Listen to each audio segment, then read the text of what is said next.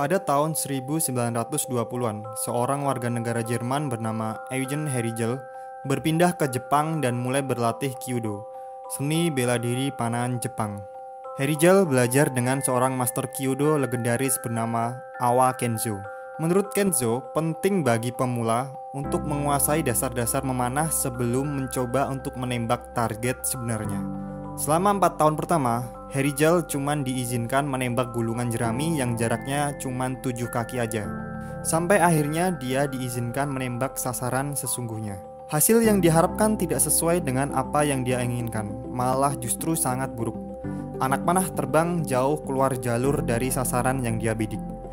Herigel kesal dan beralasan bahwa bidikannya tidak bagus. Seharusnya aku bisa nih membidik sesuai dengan target kalau bidikannya bagus.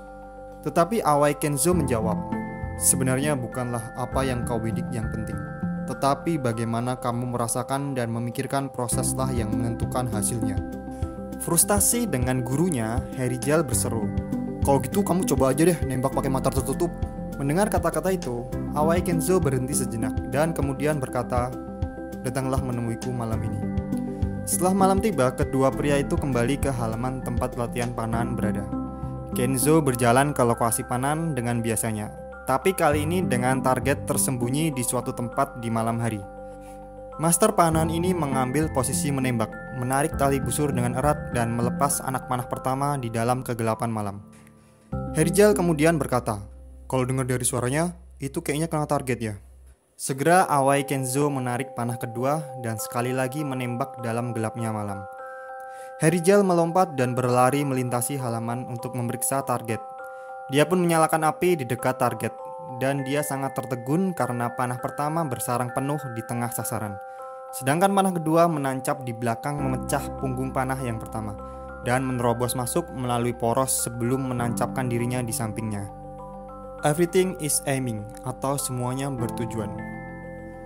Awa Kenzo, master panahan yang hebat, sering mengajarkan pada kita bahwa semuanya bertujuan. Di mana kamu meletakkan kaki, bagaimana kamu memegang busur, cara kamu bernafas selama melepas anak panah, semuanya menentukan hasil akhir. Dalam kasus Awa Kenzo, master pemanah ini sangat memperhatikan proses yang menghasilkan tembakan akurat, sehingga dia mampu mengulang gerakan internal yang tepat, bahkan tanpa melihat target eksternal. Kesadaran lengkap dari tubuh dan pikiran dalam kaitannya dengan tujuan ini dikenal sebagai istilah Zanzin. Zanzin adalah kata yang umum digunakan di seluruh seni bela diri Jepang untuk merujuk pada keadaan kewaspadaan yang santai. Diterjemahkan secara harfiah, Zanzin berarti pikiran tanpa sisa. Dengan kata lain, pikiran benar-benar fokus pada tindakan dan terpaku pada tugas yang ada. Zanzin terus-menerus menyadari tubuh, pikiran, dan lingkungan kita tanpa membuat diri kita stres dan overthinking. Ada pepatah Jepang terkenal yang mengatakan setelah memenangkan pertempuran, kencangkan helmmu. Menarik nih. Dengan kata lain, pertarungan tidak berakhir saat kamu menang.